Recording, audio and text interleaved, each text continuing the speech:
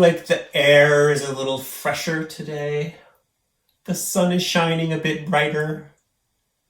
The sky is just a touch more blue than it was a week or so ago. Anyway, I'm glad you're here with me. We have the usual excellent show. What do we have? I don't even know. We're going to learn some more about Nathan Tuff's park and the Powderhouse that's in it. What else? I'm not sure. Oh, look. My friends are about to go play Clue.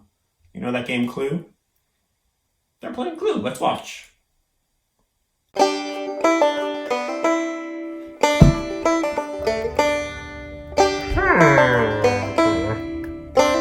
billiard room, huh? Alright, Somerville Sheep, it's your turn. Okay. 1.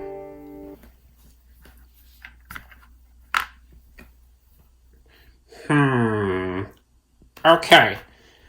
I accuse Professor Plum in the lounge with the lead pipe. Professor Plum in the lounge with the lead pipe. I'm right. I win. I win. Yay. Good game, everyone. Good game, everyone. Good game, everyone. Congratulations, Somerville Sheep. Hey, everyone. Wasn't it great how I won at Clue? You? You didn't win. Somerville Sheep won, remember? Yeah, it was just 10 minutes ago, remember? Professor Plum? In the lounge? With the lead pipe? No, I won! By a lot! You can't really win by a lot in Clue. Well, I would have won if everyone didn't cheat. Cheat? Nobody cheated. Of course you all cheated. Do you have any proof that someone cheated? Well, you'll find out soon enough, as my personal lawyer is having a press conference. Press conference? You're having a press conference? About Clue? Good day. My client, the Red Dragon, won at Clue. By a lot. There was obviously widespread cheating in this Clue game. And no, I don't have proof. I don't need proof. Everybody knows it's true. Alright, everybody, let's play Jenga! Yay! Jenga? I love Jenga! Jenga, hooray!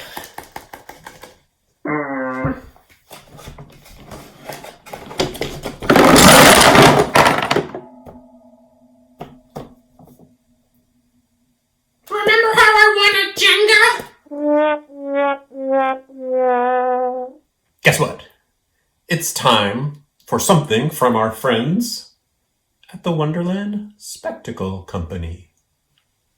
The Wonderland Spectacle Company presents Grants! Today we're in Salem visiting Fort Pickering, It's part of Winter Island. which is actually a peninsula that jets out into the mouth of Salem Harbor. There's an old lighthouse to help boats safely find their way. And there are the tall dirt walls and watery moat of the fort that dates back 3.5 centuries.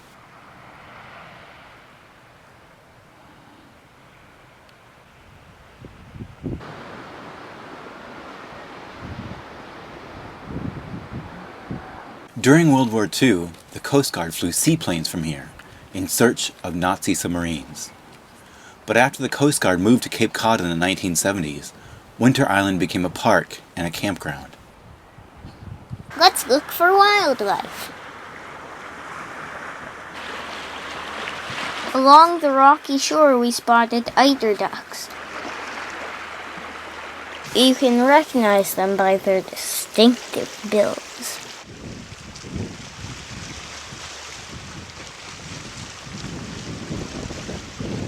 Then we went around the corner by the lighthouse. Look, there's a seagull eating a crab.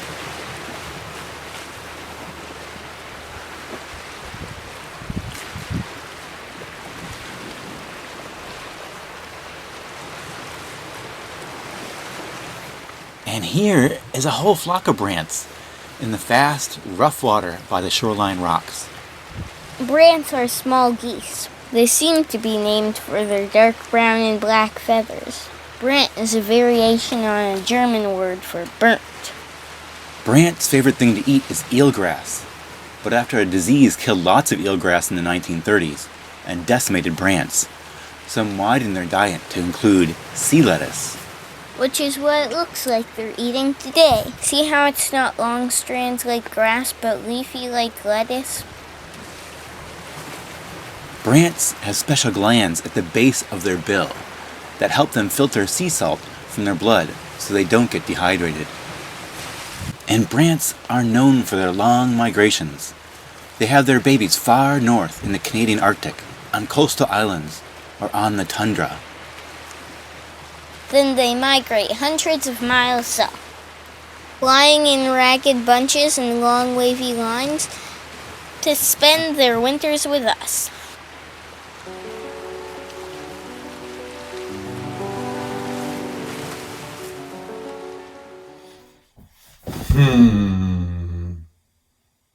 Dinosaurs. What do you think about dinosaurs?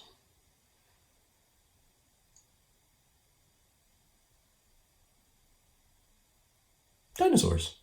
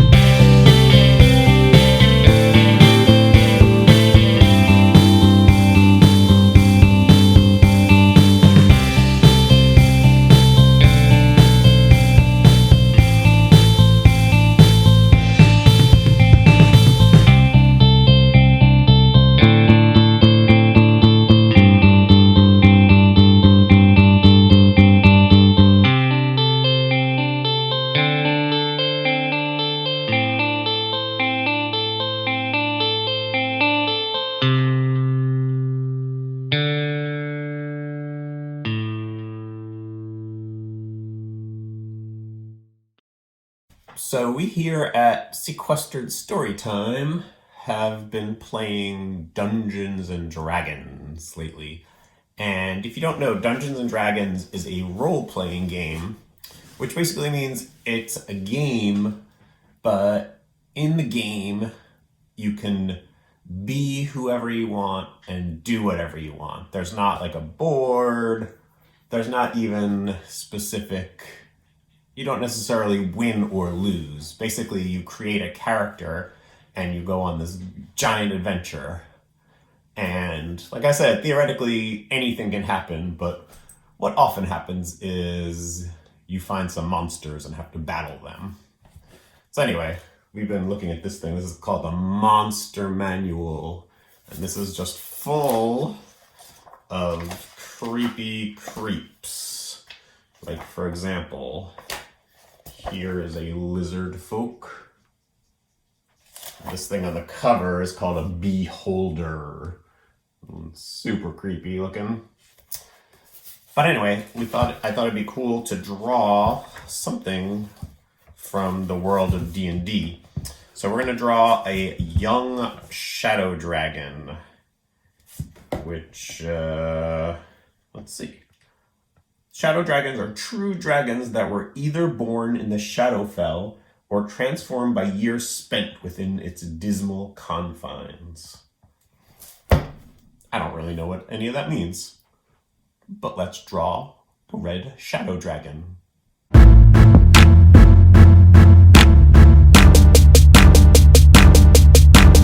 All right, so let's draw this young red shadow dragon. I should say, I don't ever say this on Sequestered Storytime, but if I was drawing a real drawing, I mean, not that this isn't going to be a real drawing, you know what I mean. I would start with a pencil and sort of pencil out the shapes of the dragon before I draw it, very roughly. So this would be like where the head would be, and then let's give it like a body kind of like this. And can't be a dragon without a tail. So you might not even see what I'm doing. Can you see those blue lines?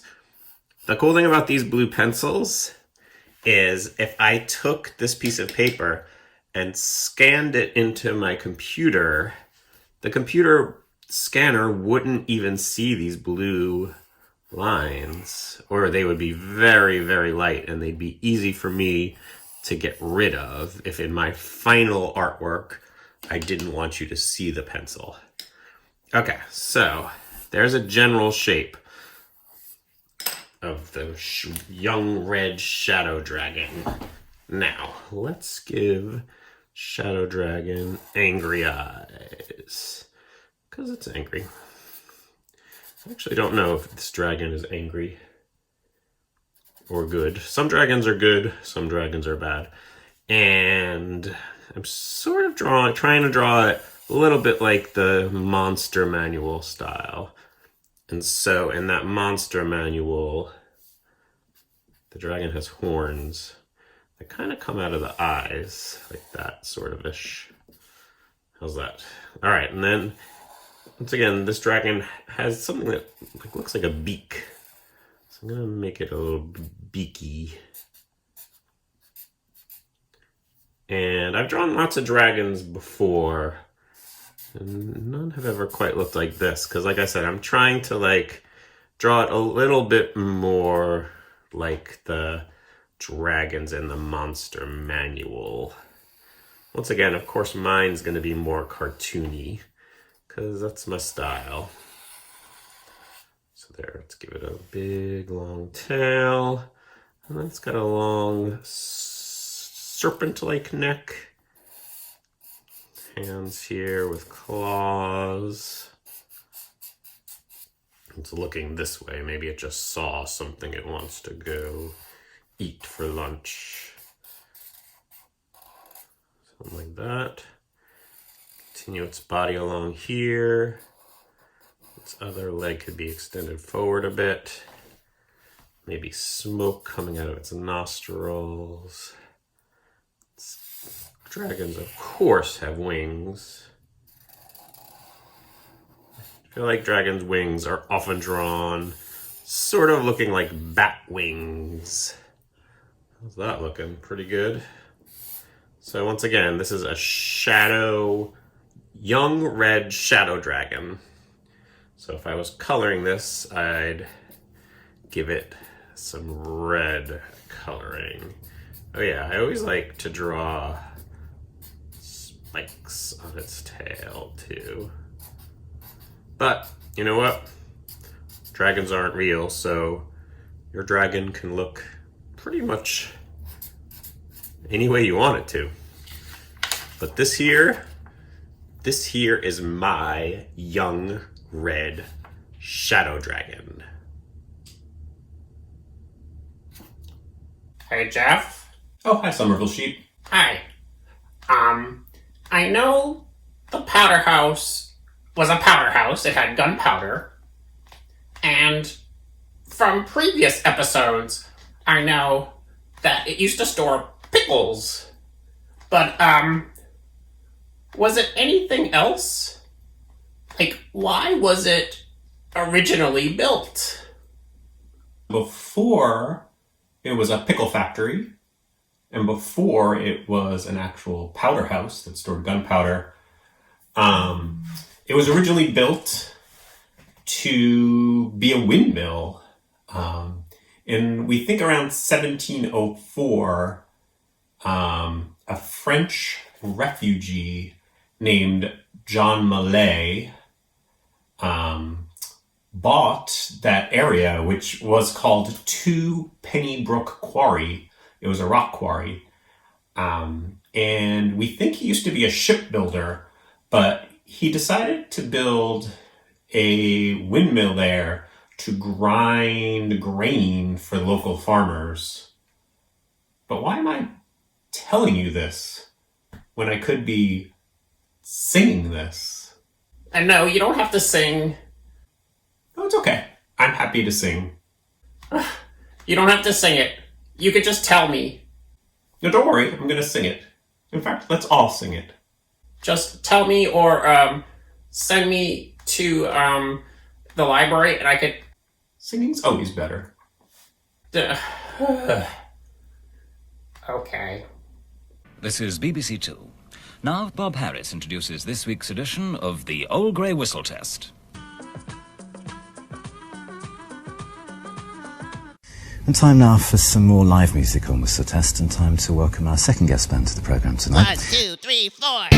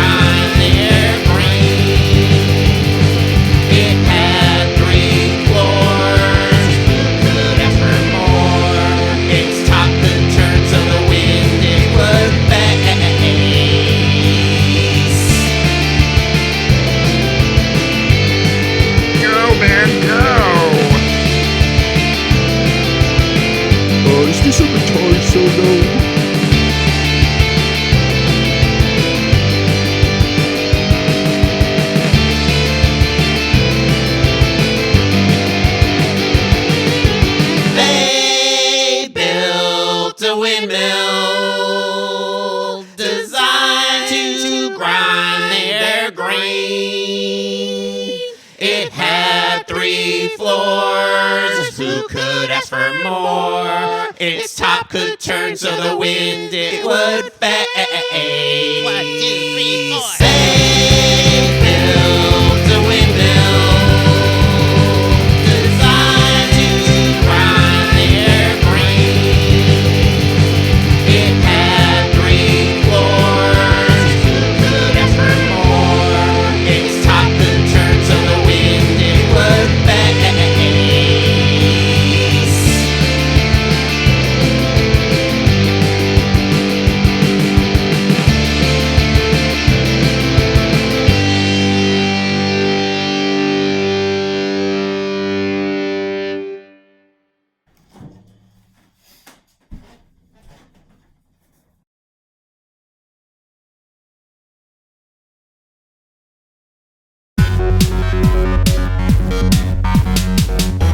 This book is called The Loud Cloud by me, Jef Czekaj.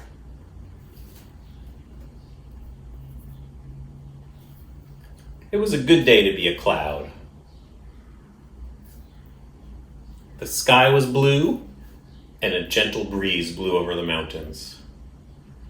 It was perfect weather for white, fluffy cumulus clouds to play. One cloud didn't feel like playing. Her name was Florence. "Why aren't you playing with us?" asked the cumulus cloud. "Do you feel okay?" Florence felt fine. She just felt different.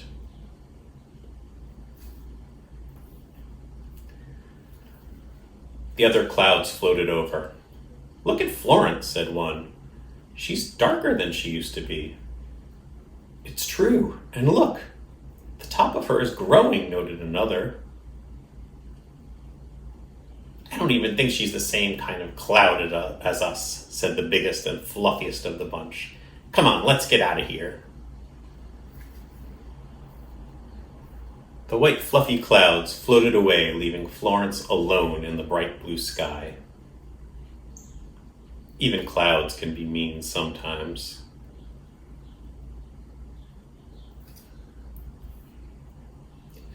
"They're right," thought Florence sadly to herself.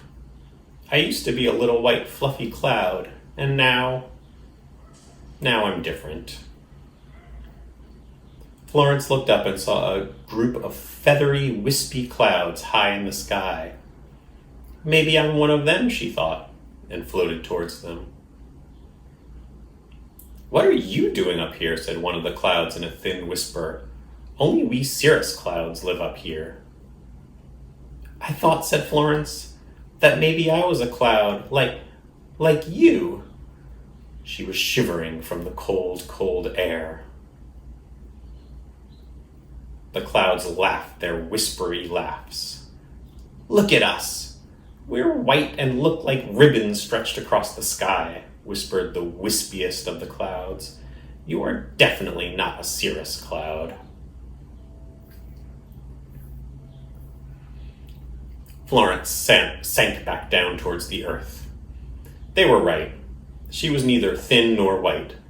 Plus, it was freezing up there. Near the ground, she found herself surrounded by blankets of gray clouds. "What are you doing down here?" asked one of the stratus clouds in a muffled voice. They all moved closer to get a look. "Hey, not so close," yelled Florence. Felt like she was being smothered. "That's what we gray stratus clouds do," mumbled another one. "We cover the entire sky. We're like fog that doesn't touch the ground." But, Florence was finding it hard to think with the clouds crowding her. I definitely am not a stratus cloud." Come back," yelled the stratus clouds as Florence whisked herself upwards. "It's so cozy down here." But Florence didn't look back. Florence was alone again. She wandered lonely as a cloud. Out of the way, cumulonimbus, screeched a hawk as it swooped by her. Wait, yelled Florence. What did you call me? The hawk circled around and said, I called you a cumulonimbus. You are a thundercloud, aren't you?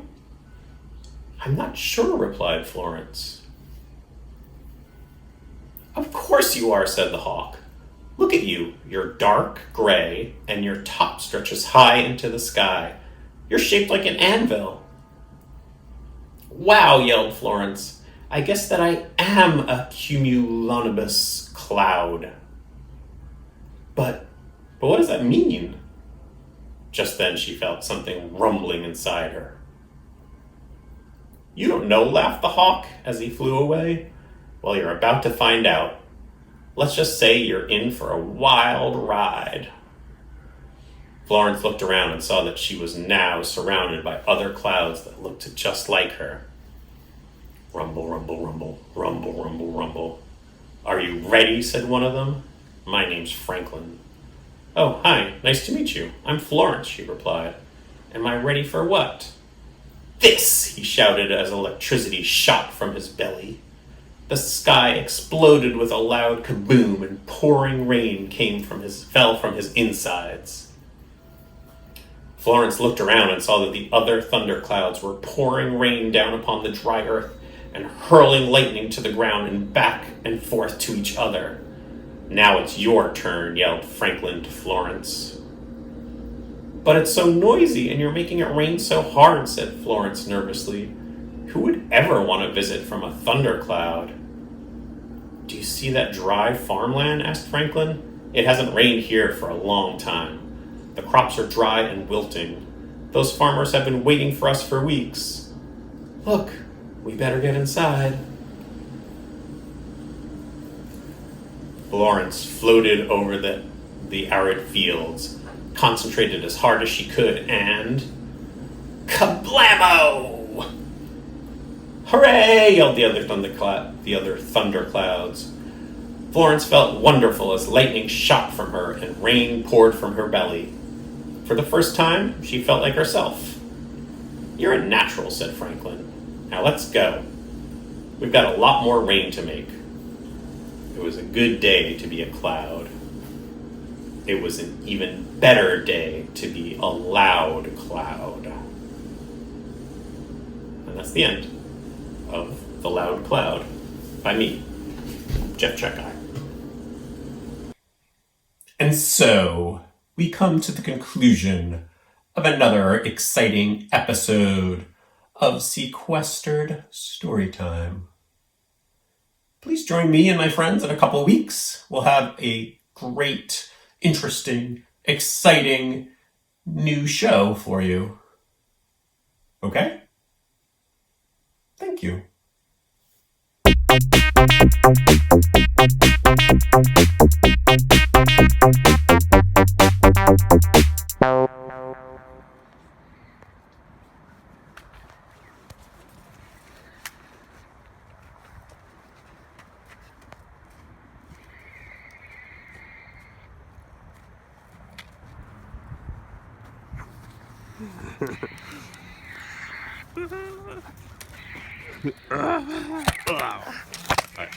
And now I just gotta maybe.